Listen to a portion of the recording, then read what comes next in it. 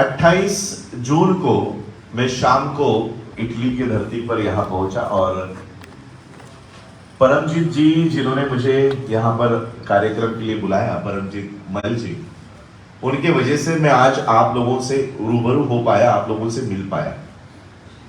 मैं मेरे विचारों को शुरुआत करने से पहले मैं परमजीत मल जी का शुक्रिया अदा करना चाहूंगा कि उन्होंने मुझे यहाँ आमंत्रित किया और आप लोगों से मिलने का, आप लोगों से रूबरू होने का मौका मुझे मिला। यहाँ से मैं ग्रीस में गया, ग्रीस में भी वहाँ पर हमारे विक्की भाई और उनके माध्यम से श्री गुरु रविदास दरबार ऑफ द ग्रीस, वहाँ पर हम लोगों ने ये बातें रखी। ग्रीस से फिर मैं ऑस्ट्रिया में गया, ऑस्ट्रिया वियना में गया, वियना से फिर पेरिस गया, फ्रांस गया, हॉलैंड, बेल्जियम, नेदरलैंड, कई सारे गुरु घरों में मुझे वहां पर आमंत्रित किया गया, सम्मान किया गया। और आज 16 तारीख को ये अंतिम कार्यक्रम के लिए मैं फिर आप लोगों के समक्ष आया। तो जिन जिन संस्थाओं ने, जिन जिन कंट्रीज में मुझे आमंत्रित किया, कल से मुझे फोन आ रहा है कि जर्मनी में आपका कार्यक्रम हमें चाहिए। अनेक कंट्रीज जो रह गई है, क्योंकि बहुत ही शॉर्ट नोटिस पे मुझे 3 दिन पहले ही ये इंफॉर्मेशन मिली कि मेरा वीजा आ गया है, और वो भी लिमिटेड पीरियड के लिए था, क्योंकि मेरा जो इंश्योरेंस था वो 20 तारीख को एक्सपायर हो रहा था, इसलिए 20 जुलाई तक ही मेरा इंश्योरेंस था, वीजा मिला। और इसलिए सर ने, परमजीत जी ने कहा कि आप क्या सिर्फ मीटिंग्स करने के लिए आओगे, हम आपको 19 तारीख को भेजेंगे। मैंने कहा नहीं, मुझे 16-17 को ही जाना है, क्योंकि मेरे और प्रोग्राम्स हैं। तो उन्होंने कहा कि क्या सिर्फ मीटिंग्स ही करोगे, कहीं घूमने नहीं जाओगे, कुछ देखना नहीं है? मैंने कहा कि हम 2 पीढ़ियों से घूमते ही आ रहे हैं, सिर्फ मौज मस्ती ही कर रहे हैं, अब थोड़ा काम किया जाए। तो इसलिए फिर मैं आज सारी मीटिंग्स खत्म करके कल भारत के लिए लौटूंगा और फिर वहां पर जो हमारा काम बाकी है वो शुरू करूंगा। तो मैं सबसे पहले तो आप सभी लोगों का, मंच पर जो लोग बैठे हैं सभी का, आप लोगों का, और खासकर केशव ढांडा जी का मैं तहे दिल से शुक्रिया अदा करना चाहूंगा, क्योंकि एयरपोर्ट से रिसीव करने तक, कल एयरपोर्ट पर ड्रॉप करने तक वो मेरे साथ साए की तरह है, और मुझे किसी बात की कमी उन्होंने, केशव जी ने मुझे नहीं होने दी। जब कल हम विदा होंगे तो मेरे आंखों में आंसू आएंगे आपको देखकर, क्योंकि इतना इन 18 दिनों में इतना लगाव हो गया। मैं इनके घर पे भी जाके आया, इनके घर पे मैं रुका वियना में, ऑस्ट्रिया में जब था, तो मैंने इनको पूछा कि महल जैसा आपका घर है, एक बच्ची यूएनओ में है, एक बच्ची इंटरनेशनल एयरपोर्ट पे है, इतना अच्छा बड़ा घर छोड़ के आप दिन भर मेरे पीछे पीछे क्यों घूम रहे हो, मेरे पीछे क्यों घूम रहे हो? इतनी अच्छी जिंदगी होकर भी वो मिशन के लिए कंटिन्यूसली, उन्होंने कहा मैं आज से नहीं हूं, मैं बहुत पहले से 20 सालों से समाज में काम कर रहा हूं।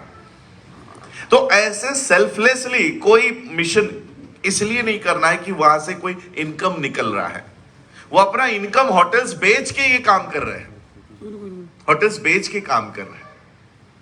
और इसलिए आज ऐसे लोगों को, हम लोगों को प्रोत्साहन देना चाहिए, उन लोगों को आगे लाना चाहिए। हम तो अपनी नौकरी छोड़कर नहीं जा सकते, हम तो अपने बिजनेसेस छोड़ के नहीं जा सकते। तो जो लोग ऐसे इस तरह से पूरी तरह से डेडिकेटेड है समाज के लिए, मिशन के लिए, ऐसे लोगों को हमें प्रोत्साहन देना चाहिए। कुछ लोग उन्हें गालियां दे रहे थे, ये राजरत्न अंबेडकर को घुमा रहा है, हमारे लोगों के बीच लेके जा रहा है, ये हमारे लोगों को बोधी बनाने का काम कर रहा है, हमारे लोगों में बुद्ध धर्म का प्रचार करवाने का काम कर रहा है। तो इस तरह से उनके लिए बुरा भला भी इंडिया से मैसेजेस आ रहे थे। तो हमें जो लोग समय दे सकते हैं उन्हें प्रोत्साहन देना है, जो लोग अपनी बुद्धि दे सकते हैं उन्हें प्रोत्साहन देना है, तो ये मिशन तभी कामयाब हो पाएगा। आज हम बाबा साहब अंबेडकर जी के इन विचारों को सुनने के लिए, जानने के लिए आए हैं। किसी ने तो यह भी मैसेज चला दिया कि राजरत्न अंबेडकर तो अंबेडकर परिवार का भी नहीं है। तो इसलिए मैं, क्योंकि ये मेरा जो स्पीच है, मेरा मोबाइल कहीं दिख रहा है, ऑनलाइन चालू है कहीं है? तो इस माध्यम से मैं लोगों को, सब महाराष्ट्र में, भारत में सभी को बाबा साहब का परिवार पता है। टीवी में, एंड टीवी और बाकी बहुत सारे कंट्रीज में बाबा साहब की सीरियल चलती है, तो परिवार सभी को पता है। लेकिन जिनको नहीं पता उनको मैं बताना चाहता हूं, मेरा वंश, मेरी बाबा साहब से उस वंशावली में स्थान कहां पर है। बाबा साहब के पिताजी सूबेदार मेजर रामजी अंबेडकर मिलिट्री में थे, ये सबको पता है। मिलिट्री में थे, सूबेदार थे, मेजर थे, और बाबा साहब रामजी अंबेडकर के 14वें बच्चे हैं, ये भी पता है। 14th नंबर पे बाबा साहब अंबेडकर जी का नंबर है, उनके 14th चाइल्ड है। पहले के 7 बच्चे रामजी बाबा के बचपन में ही 1-2 साल में ही वो चल बसे, और फिर कुछ बहनें, बाबा साहब की 3 बहनें थी, तो वो शादी करके अपने अपने परिवार में, उनका नाम उनके फैमिली ट्री में चला गया। बाबा साहब के 3 और बेटे थे। बाबा साहब राम जी के 3 बेटे थे। पहला था बालाराम, दूसरा था आनंद राम, और तीसरे भीमराव, यानी बाबा साहब। बाबा साहब के पिताजी जब मिलिट्री में थे, उस समय एक घटना भारत में घटी। ब्रिटिशरों ने भारत में, जब ब्रिटिश भारत में आए, तब ब्रिटिशरों को भारत में, वहां पर उनको मिलिट्री चाहिए थी, उनको एडमिनिस्ट्रेशन चलाने के लिए लोग चाहिए थे, और ब्रिटिशरों को, जैसे इटली के लोगों को भारत की जाति व्यवस्था नहीं पता। क्या इटली के किसी आपके सीबीआई के लोग बाहर थे, क्या उनको पता होगा कि मेरी जाति क्या है, मैं वर्ण में कहां आता हूं? उन्हें कोई पता नहीं होगा। उसी तरह से ब्रिटिश जब भारत में आए, तो ब्रिटिशरों को भारत के वर्ण सिस्टम के बारे में पता नहीं था। तो उन्होंने सभी के लिए एजुकेशन खुले कर दिए, नौकरी के दरवाजे खुले कर दिए, मिलिट्री के दरवाजे खुले कर दिए, क्योंकि उनको वहां पर देश चलाने के लिए लोग चाहिए थे। तो वो ब्रिटिश से लेकर नहीं आए थे, ब्रिटेन से लेकर नहीं आए थे, वो वहां के लोगों को ट्रेन कर रहे थे। और जब ब्रिटिश भारत में आए, तो अछूतों को एक बहुत बड़ा अपॉर्चुनिटी खुल गया कि जिन लोगों को शिक्षा से वंचित रखा था, नौकरियों से वंचित रखा था, हथियार उठाने से वंचित रखा था, ब्रिटिश आने के बाद उनको एक अपॉर्चुनिटी मिली कि हम वहां पर जाए, हम वहां पर जाए, और वहां पर उनकी नौकरी करके कम से कम हमें हथियार रखने का मौका मिलेगा, हमें नौकरी करने का मौका मिलेगा, और हमें एजुकेशन का मौका मिलेगा। तो सबसे पहले अछूतों ने ब्रिटिशरों के आर्मी में जाना शुरू किया, ब्रिटिशरों के आर्मी में जाना शुरू किया। बाबा साहब के पिता ही नहीं, बाबा साहब के दादाजी भी ब्रिटिश मिलिट्री में सूबेदार थे, मालोजी। बाबा साहब के दादाजी, पिता के पिता मालोजी, और सिर्फ पिता के पिता नहीं, बाबा साहब के ऊपर की 3 जनरेशंस ये ब्रिटिश आर्मी में थी। ब्रिटिश आर्मी का एक रूल था कि कोई भी एम्प्लॉय, कोई भी मिलिट्री मैन अगर हमारे मिलिट्री में है, तो उसके बच्चे कंपलसरी उनको पढ़ाना होगा। क्यों पढ़ाना होगा? क्योंकि इसलिए पढ़ाना होगा क्योंकि हमें देश चलाने के लिए पढ़े लिखे लोग चाहिए, और अगर मिलिट्री के लोगों ने अपने बच्चे पढ़ाए, तो इन्हीं के बच्चे हम भारत चलाने के लिए इस्तेमाल करेंगे। इसलिए यह कानून ब्रिटिशरों ने बनाया कि मिलिट्री के लोगों को कंपलसरी अपने बच्चों को पढ़ाई करवानी होगी, अगर वो नहीं कराते हैं तो उनकी सैलरी में से पैसे कट करेंगे। मालोजी ने राम जी को पढ़ाया, यानी बाबा साहब के पिता को। मालोजी ये ब्रिटिश आर्मी में हेड मास्टर पोस्ट पे रिटायर हुए, पता है, हेड मास्टर। यानी सिर्फ बाबा साहब पढ़े लिखे नहीं थे, बाबा साहब के पिता भी पढ़े लिखे थे, और ये तब थे जब मनु का कानून लागू था, क्योंकि ब्रिटिश जहां पर एक्टिवेट थी वहां पर मनुस्मृति नहीं थी, क्योंकि ब्रिटिशरों को मनुस्मृति के बारे में पता नहीं था। तो ब्रिटिश मनुस्मृति के अनुसार नहीं चल रहे थे, वो उनके कानून के अनुसार चल रहे थे, और इसलिए वो सभी को एजुकेशन दे रहे थे, नौकरी दे रहे थे, मिलिट्री में भर्ती करवा रहे थे, और अछूतों की उन्होंने बटालियन बना दी थी। उन्हें पता नहीं था कौन अछूत है। और उसी समय भारत में एक युद्ध लड़ा गया पेशवाओं के खिलाफ। ब्रिटिश आर्मी खड़ी हुई और ब्रिटिश आर्मी में अछूत लोग खड़े हुए। आपको पता है 1818 की लड़ाई क्या है? भीमा कोरेगांव, ये नाम सुना है आपने? भीमा कोरेगांव का जो स्तंभ है वो ब्रिटिशरों ने अछूतों के सम्मान में महाराष्ट्र में बनाया है। अनटचेबल मिलिट्री के सम्मान में, जैसे हम लोग कौन सा फ्रांस में क्या है वो स्टैचू, वो टावर को क्या कहते हैं? Eiffel tower. आईफल टावर के सामने ही एक और मॉन्यूमेंट था जिसके ऊपर कुछ नाम लिखे हुए थे। तो मैंने पूछा ये क्या क्या मॉन्यूमेंट है? तो उन्होंने कहा उस समय किसी मिलिट्रीज के सम्मान में उन्होंने वो मॉन्यूमेंट वहां रखा, बनाया है।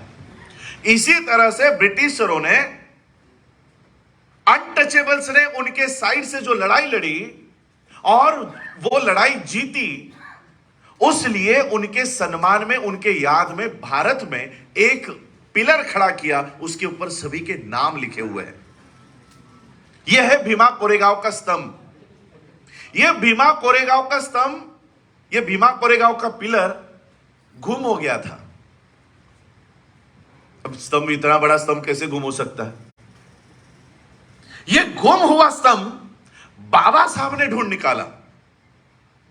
बाबा साहब अंबेडकर जी ने ढूंढ निकाला और बाबा साहब हर 1 जनवरी को उस स्तंभ को नमन करने के लिए जाया करते थे। और लोगों से क्या कहते थे पता है? लोगों को आकर कहते थे, अरे तुम लोग भेड़ बकरियों की संतानें नहीं हो, तुम भेड़ बकरियां नहीं हो, तुम शेर की वंशज हो। और अगर मेरी बात पर विश्वास नहीं है तो इस भीमा कोरेगांव के स्तंभ पर जाकर अपने पूर्वजों के नाम ढूंढ लो। तुम्हारे पूर्वजों ने पेशवाओं के खिलाफ लड़ाई लड़कर पेशवाओं को हराया है। तो ये लड़ाई क्या थी पता है? कैसे हुई थी लड़ाई? क्यों ब्रिटिशरों ने हमारी याद में भीमा कोरेगांव का स्तंभ क्यों बनाया है? लड़ाई तो बहुत सारी लड़ी गई थी, फिर ये क्यों स्तंभ बनाया है? ये लड़ाई लड़ी गई 500 अनटचेबल योद्धाओं के बीच और 28,000 पेशवाओं के बीच। नंबर अपने दिमाग में लेकर आओ, यहां पर सिर्फ 500 लोग हैं और यहां पर 28,000 लोग हैं। ये 500 लोगों के पैरों में जूते भी नहीं हैं और इन 28,000 लोगों के पास घोड़े हैं, हाथी है, भाले हैं, तलवारें हैं। इनके पास जूते नहीं है, तलवार कहां से लाए? और ये लड़ाई लड़ी एक नदी के पात्र में, एक नदी के रिवर के वेसल में, जिस रिवर का नाम है भीमा कोरेगांव। इसलिए इस युद्ध को भीमा कोरेगांव की लड़ाई कहा जाता है। 1817 के 31 दिसंबर के रात को यह लड़ी और इसका रिजल्ट 1 जनवरी 1818 को हम लोग जीते। रात भर यह लड़ाई चली, रात भर। पता है ये अनटचेबल योद्धा, जब ब्रिटिशरों ने पेशवाओं के खिलाफ ये लड़ाई को अनाउंस किया, ये लड़ाई पुकारी, तो सबसे पहले ये अनटचेबल किसके पास गए पता है? ये अछूत योद्धा किनके पास गए पता है? पेशवाओं के पास गए।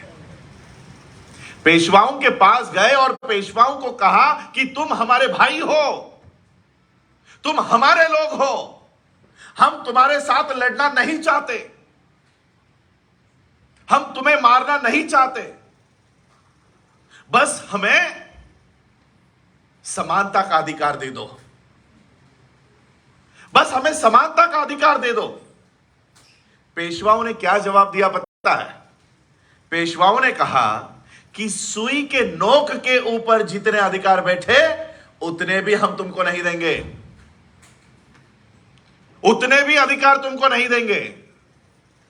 इन अछूत योद्धाओं ने कहा कि ठीक है, तुम हमें अधिकार नहीं दोगे, हम लड़ाई लड़ेंगे, हम लड़ाई लड़ेंगे। उन 500 लोगों ने 28,000 इस सेना के खिलाफ, पेशवाओं के खिलाफ वो लड़ाई लड़ी और सिर्फ लड़े ही नहीं, जी जान से लड़े और 28,000 लोगों को, पेशवाओं को इन 500 अछूत योद्धाओं ने मार गिराया। और इसका परिणाम यह हुआ कि पेशवा राज खत्म हो गया।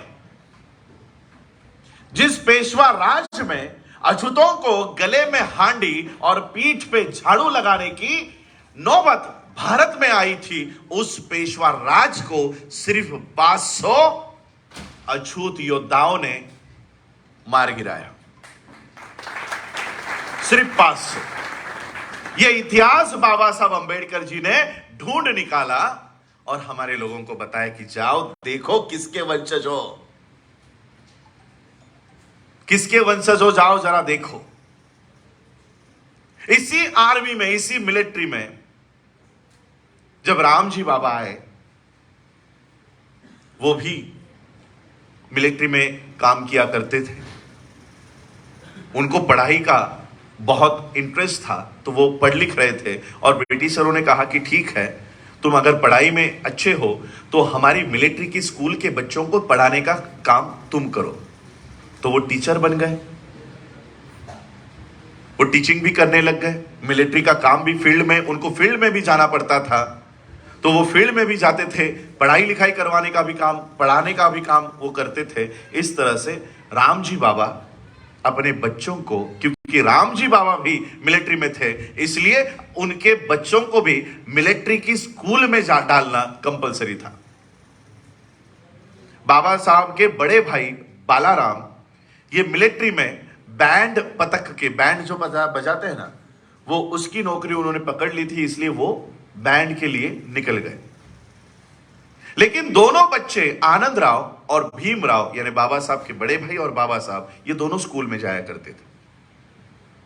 बाबा साहब से 6 साल बड़े थे आनंद राव, 6 साल बड़े थे, इसलिए 4 क्लास बाबा साहब से आगे चल रहे थे। जब बाबा साहब पहली में गए तो आनंद राव चौथी में गए थे। तो ये पेशवाओं ने आगे चलकर ब्रिटिशरों से, उनकी और एक कई पराजय हुआ। पराजय होने के बाद ब्रिटिशरों से पेशवाओं ने एक कंडीशन रखी।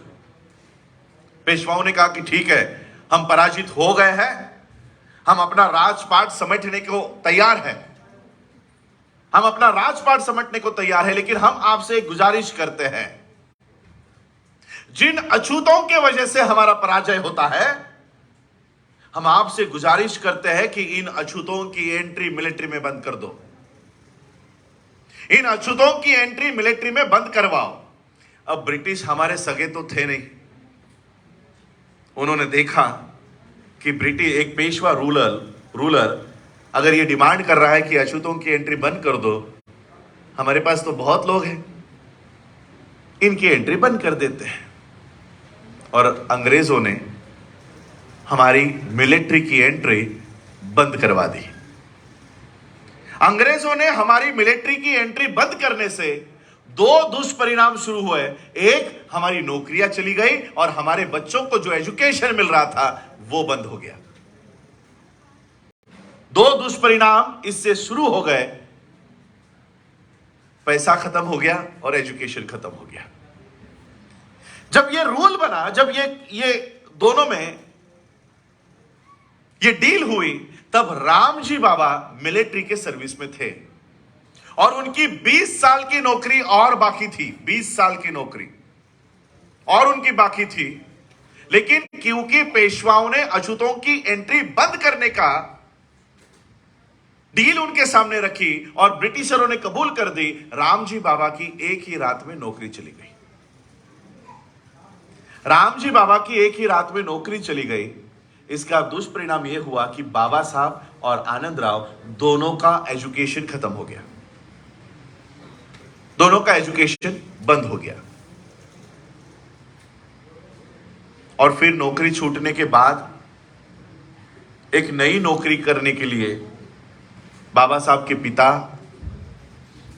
बाबा साहब की बुआ और बाबा साहब आनंदराव बालाराम, ये सभी अपना गांव छोड़कर, क्योंकि गांव में सबको पता है कि मेरी जाति क्या है,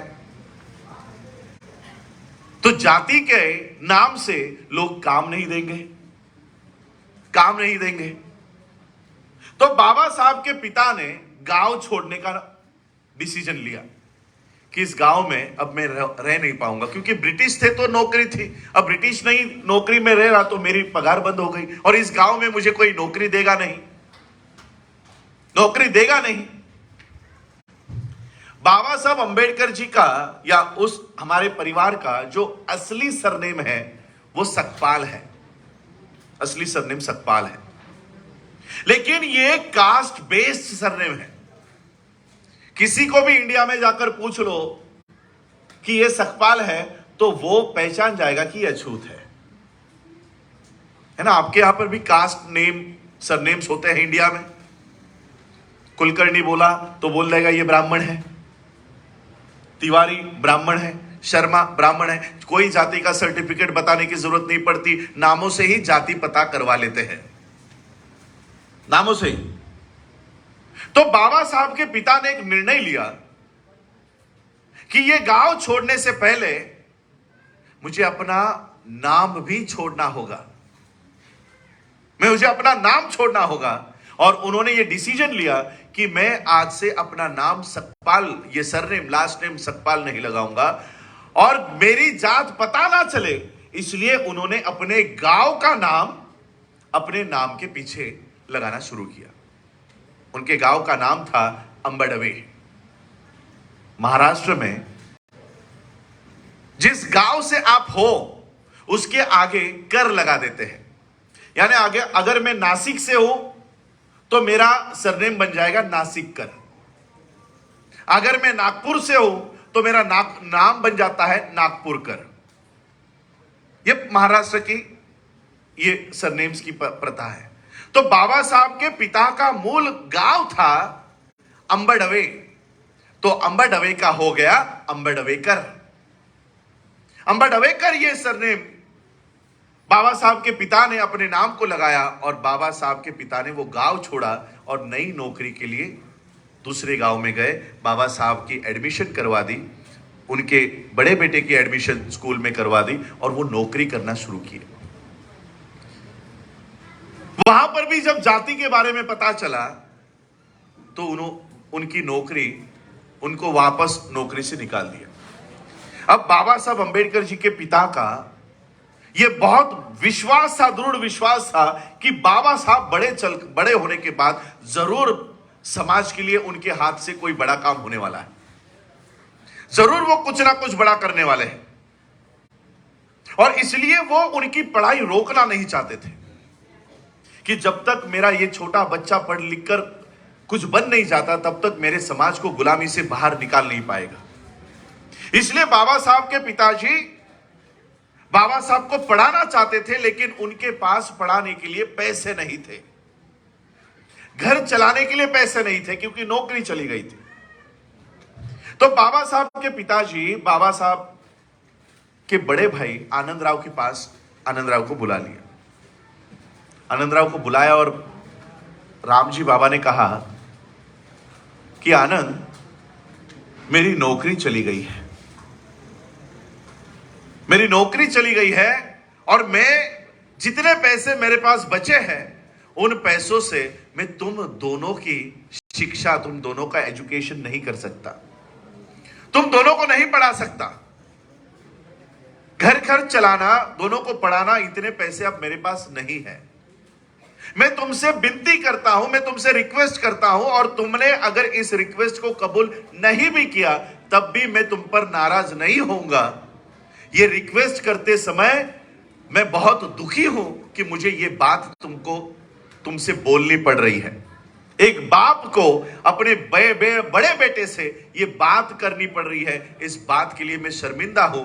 तुमने अगर इस रिक्वेस्ट को कबूल नहीं भी किया तब भी मैं तुम्हारे निर्णय का सम्मान करूंगा। रामजी बाबा ने 4 साल आगे चल रहे आनंदराव से कहा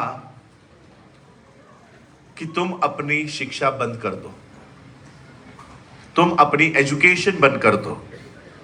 जो नौकरी मैंने तुम्हारे लिए देखी है, क्या वो नौकरी तुम करोगे? मुझे बहुत उम्मीद है कि भीवा आगे चलकर कुछ बहुत बड़ा काम करने वाला है। बाबा साहब अंबेडकर जी का बचपन का नाम भीवा था। राम जी कहते हैं कि मुझे बहुत उम्मीद है, मुझे पूरा विश्वास है कि यह बच्चा आगे चलकर कुछ बहुत बड़ा इसके हाथों से होने वाला है, और इसलिए मैं इसको पढ़ाना चाहता हूं। मैं आपसे विनती करता हूं, क्या आप अपना एजुकेशन बंद करके जो नौकरी मैंने तुम्हारे लिए देखी है, क्या वो तुम करोगे? आज अगर कोई बड़ा भाई होता तो क्या कहता? मैं नहीं छोड़ूंगा, मैं अपनी एजुकेशन बंद नहीं करूंगा, मैं कोई नौकरी नहीं करूंगा। आज का बड़ा भाई इस तरह का स्टैंड लेता। आनंद राव ने क्या कहा पता है? ये बात राइटिंग एंड स्पीचेस चांगदेव खैर मोड़े के पार्ट 2 में 2nd वॉल्यूम में लिखी हुई है। ये आनंद राव राम जी से कहते हैं कि बाबा, हमारे में पिता को बाबा कहते हैं, बाबा किसी बड़ी इमारत की अगर नींव होने का मुझे मौका मिलता है तो मैं वो नींव होने के लिए तैयार हूं। और उन आनंद राव ने अपनी एजुकेशन बंद की, और जो नौकरी राम जी बाबा ने उनके लिए देखी थी वो नौकरी उन्होंने की। आधा पगार बाबा साहब को पढ़ाने के लिए और आधा पगार घर चलाने के लिए। इस तरह से आनंद राव ने अपना जीवन व्यतीत किया और बाबा साहब को पढ़ाने का काम आनंद राव ने किया। आज बाबा साहब का परिवार आनंद राव और भीमराव, इनका ही आज दुनिया में चल रहा है। आनंद राव के बेटे मुकुंद राव के बेटे अशोक राव और अशोक के बेटा मैं। ये आज हमारी फैमिली अंबेडकर फैमिली से जानी जाती है। आज उन बाबा साहब के परिवार से मैं बिलोंग करता हूं, तो फिर कोई मैं जाने के बाद आप में कोई भ्रम ना फैला दे, इसलिए मैंने ये बात क्लियर की। लेकिन फिर भी मैं अपने आप को बाबा साहब का वंशज नहीं मानता, अपने आप को बाबा साहब का परपोता नहीं मानता। खून से हम बाबा साहब के रिश्तेदार हैं। मैं बाबा साहब का परपोता बाद में हूं, लेकिन बाबा साहब के विचार का बेटा मैं पहले हूं। बाबा साहब के विचारों के बेटे हम पहले हैं, रिश्ते बाद में हैं। और मेरी नजर में हर व्यक्ति केवल मैं नहीं कि मेरे में बाबा साहब के परिवार का खून है इसलिए मैं नहीं, हर वो व्यक्ति जो बाबा साहब के विचारों पे चलता है, मेरे दृष्टि में वो बाबा साहब का वंशज है, बाबा साहब का परिवार है। और जो व्यक्ति परिवार में जन्म लेने के बावजूद भी बाबा साहब के विचारों पे नहीं चलता, मेरे हिसाब से वो बाबा साहब का परिवार भी नहीं है। हमारी लड़ाई विचारों की है। वरना मुझे बताओ, क्या बुद्ध के परिवार में गुरु रविदास जी जन्मे थे? खून का कोई रिश्ता था? क्या खून का रिश्ता है? क्या बाबा साहब का, मान्यवर काशीराम का कोई खून का रिश्ता है? भारत में विचारों की श्रृंखला चलती आ रही है, विचारों का परिवार चलता आ रहा है। बुद्ध के विचारों को आगे चलकर गुरु नानक हो, गुरु रविदास हो, संत कबीर हो, संत चोखा मेला हो, बाबा साहब हो, फुले हो, शाहू हो, मान्यवर काशीराम हो, ये है भारत का असली परिवार, विचारों का परिवार। ये एक दूसरे के वंशज है, जिन्होंने एक दूसरे के विचार पीढ़ी दर पीढ़ी आगे फैलाने का काम किया। मैं आज 40 साल में मैंने एंटर किया है। एक ह्यूमन बॉडी को ऑन एन एवरेज 60, 75, 65 या 70 साल की आयु मिलती है। 70 इयर्स की ये बॉडी होती है। 60-70 साल के शरीर के पीछे जाने के बजाय 2500 सालों से जो हमारी विचारधारा चली आ रही है, उसके पीछे जाओ, और जो उसको प्रचार कर रहा है, जो उसका प्रसार कर रहा है, वो तुम्हारा रहबर है। बाकी जो अपने आप की दुकान चला रहा है, उसके पीछे मत जाओ। जो विचारधारा के ऊपर काम कर रहा है, उसके पीछे जाओ। उसके पीछे हम लोगों को जाना होगा। और इसलिए आज बाबा साहब के विचार, आज यहां पर आप लोग इटली में बाबा साहब को मना रहे हो, मुझे यहां सुनने आओ, कोई बाबा साहब के खून के रिश्तेदार हो, फिर भी बाबा साहब की मूवमेंट यहां इटली में, यूरोप में आप लोगों ने कायम की। हम लोग विचारों को मानने वाले लोग हैं। कुछ लोग मुझे कहते हैं आप बुद्धिस्ट होके गुरु रविदास भवन में क्यों जाते हैं? गुरु रविदास सभा के लोग कहते हैं बौद्धि को अपने पास क्यों बुलाते हैं? हम लोग भले ही हमारे फेथ अलग अलग है, लेकिन विचारधारा तो एक ही विचारधारा के लोग हैं। कोई बुद्ध के पीछे चला गया, कोई गुरु रविदास जी के पीछे चला गया, कोई महर्षि वाल्मीकि जी के पीछे चला गया, कोई संत कबीर के पीछे चला गया, लेकिन ब्राह्मणी व्यवस्था के नजर में आप सभी लोग अछूत ही हो। अछूत ही हो ना सभी लोग। वर्ण सिस्टम के हिसाब से आप सभी लोग उसी तरह से आप लोगों को देखा जाता है। इसलिए आज मैं आपको बाबा साहब की उस मूवमेंट को समराइज वे में बताना चाहता हूं कि बाबा साहब ने किस तरह से हमें एक अच्छे सिस्टम में लेकर आए। बाबा साहब अपनी सारी पढ़ाई पूरी करके 1917 में भारत वापस आ गए। भारत वापस आए, सारी जो बाबा साहब ने, उनके साथ गुजरात में क्या हुआ, बड़ौदा में क्या हुआ, इसके बाद बाबा साहब ने सोशल मूवमेंट को खड़ा करने का कोशिश बाबा साहब ने वो शुरुआत कर दी। 1917 में बाबा साहब ने 1917 से लेकर अपनी आखिरी सांस तक हमारे लिए लड़ाई लड़ी, आखिरी सांस तक। 1917 में भारत में एक बहुत बड़ी घटना भारत में होने जा रही थी।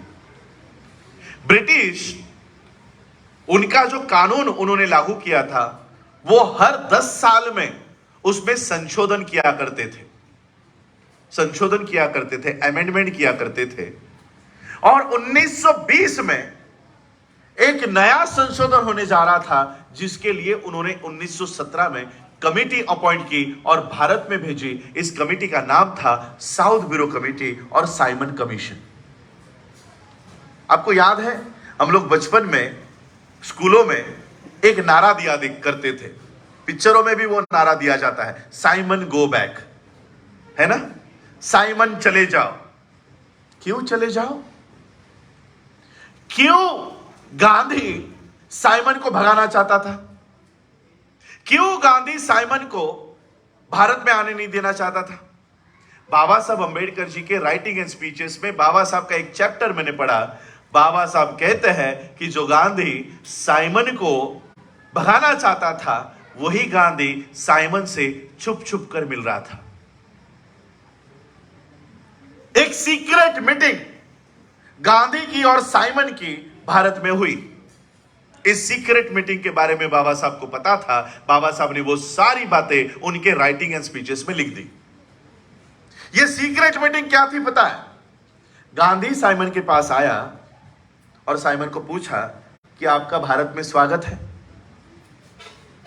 हम आपके खिलाफ नहीं हैं, हम जानना चाहते हैं कि तुम भारत में क्या क्या अधिकार देने वाले हो, भारत में जो गवर्नमेंट ऑफ इंडिया एक्ट लागू है उसमें क्या संशोधन करने वाले हो। तो उन्होंने कहा हम आने वाले कॉन्स्टिट्यूशन में, आने वाले संविधान में भारत के लोगों को वोट का अधिकार देने वाले हैं। गांधी समझ गया क्या होने वाला है। गांधी ने कहा कि ठीक है, तुम भारत में वोट का अधिकार दे दो, लेकिन हमारे धर्म में इंटरफेयर नहीं करना।